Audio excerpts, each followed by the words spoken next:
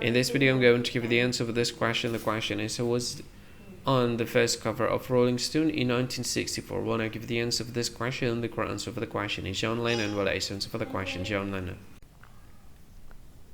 Hi, thank you so much for watching this video. If you find this video is very useful, you can help this channel to grow by subscribing this channel. Click this subscribe button and don't forget to like this video.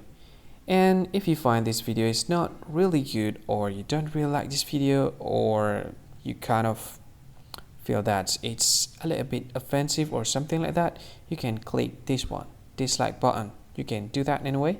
And if you want to share this video with your friend, you can share it by clicking this share button, and you can share it to any social media that you wish that is currently available at this time, like Facebook, Twitter, LinkedIn, and many others, right?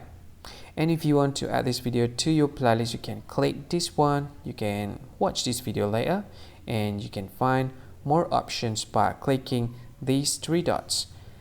And yeah, don't forget to subscribe. I think that's all of it. Thank you so much for watching this video, and see you again in another video. Bye bye. See you again.